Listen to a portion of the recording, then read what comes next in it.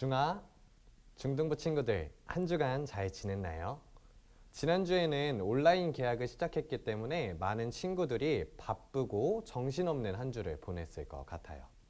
그 바쁘고 정신없는 시간 속에서도 우선순위를 잘 정하고 그리고 그 안에서 중심을 잡는 우리 중등부 여러분들이 되도록 전도사님이 항상 기도하고 있어요. 그래서 그 마음을 가지고 오늘 말씀을 준비했어요. 오늘 전도사님이 준비한 말씀의 제목은 텐트 크래프트예요. 본문 말씀은 민수기 2장 2절 말씀이에요. 함께 본문을 읽어볼게요. 이스라엘 자손은 각각 자기의 진영의 군기와 자기의 조상의 가문의 기호 곁에 진을 치되 회막을 향하여 사방으로 치라. 여러분 또래에 마인크래프트를 모르는 친구들은 한 명도 없을 거예요. 그 게임이 얼마나 유명하냐면은 전도사님이 한 번도 그 게임을 안 해본 전도사님이 그 게임을 알 정도로 유명해요. 그 게임을 전도사님 옆에서 한번 지켜봤는데 보니까 재료를 모으고 그 재료를 가지고 마을을 짓는 게임이더라고요. 전도사님이 이 게임을 처음에 어디서 보게 되었냐면 전도사님의 초등학생인 조카가 있어요. 그 조카가 이 게임을 하는 걸 봤어요. 전도사님은 여러분들이 알다시피 스타크래프트의 시대에 살았기 때문에 옛날이죠. 그랬기 때문에 새로운 형식의 게임이라서 굉장히 신기했어요. 그래서 조카가 하는 게임을 옆에서 쭉 지켜봤죠. 몇 시간 동안 재료를 모으더라고요. 그래서 그 재료를 모으고 나서 무엇을 하기 시작하는지 봤더니 건물을 짓기 시작하고 마을을 짓기 시작하는 거예요. 그런데 뭔가 이상한 게 하나 있었어요. 아무래도 초등학생이니까 건물을 좀 예쁘게는 잘 못 짓겠죠? 그런데 건물에 고기 모양인 그런 건물을 짓기 시작을 하는 거예요. 그래서 전도사님이 물어봤어요. 이 건물은 뭐야? 이렇게 물어봤더니 이 건물이 뭐였냐면은 자기 딴에는 고기를 만드는 건물이다 라고 이야기를 하는 거예요. 그러고서 한 번 더 왜 이 건물부터 지었어? 라고 물어보니까 전도사님 조카가 전도사님과는 조금 다르게 통통해요. 그리고 그때는 또 조금 더 쪘을 때라서 그 전도사님의 사촌 누나가 조카를 다이어트 시킬 때였어요. 그래서 이 친구가 고기를 마음껏 못 먹으니까 자기가 생각하는 그 마을에는 고기 만드는 건물을 먼저 지어야 된다.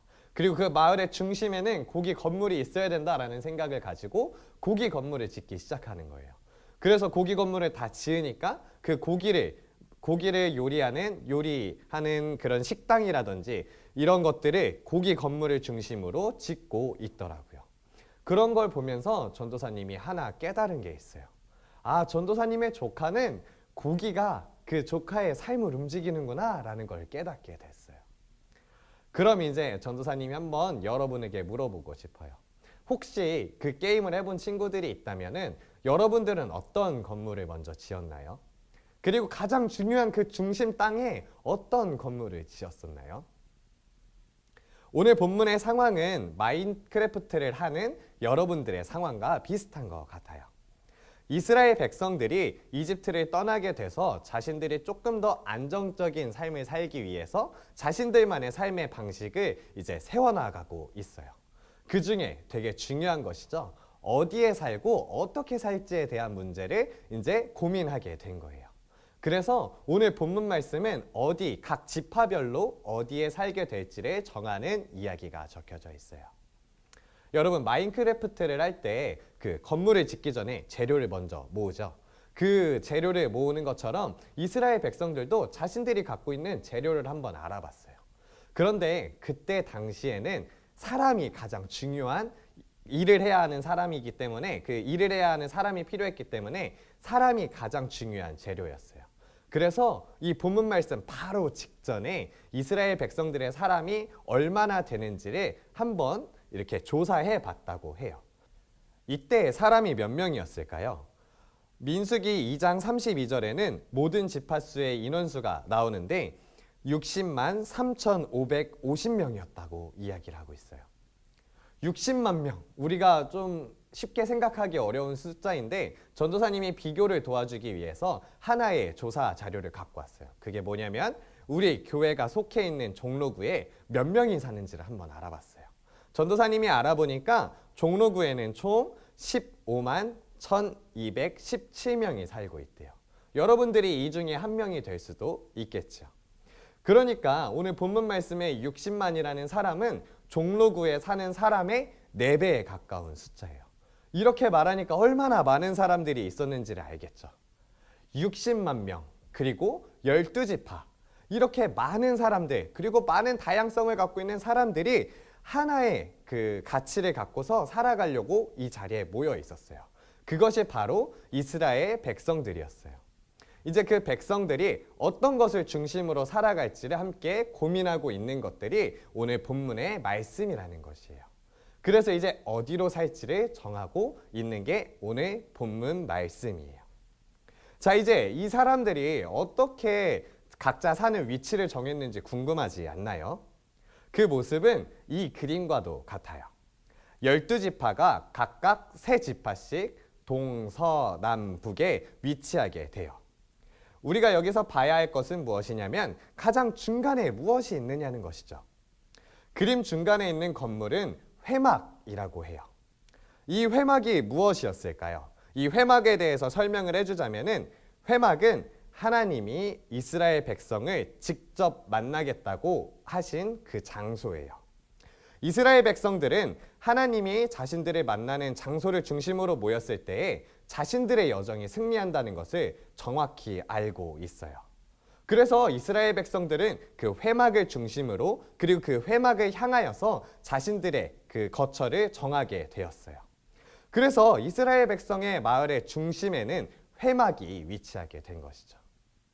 그리고 이스라엘 백성들은 그냥 자신들의 마을, 거처만 이야기를 한 게 아니라 그 거처를 옮겨가는 여정의 행진에서도 회막을 중심으로, 회막을 기준으로 자신의 여정의 순서를 정하게 돼요.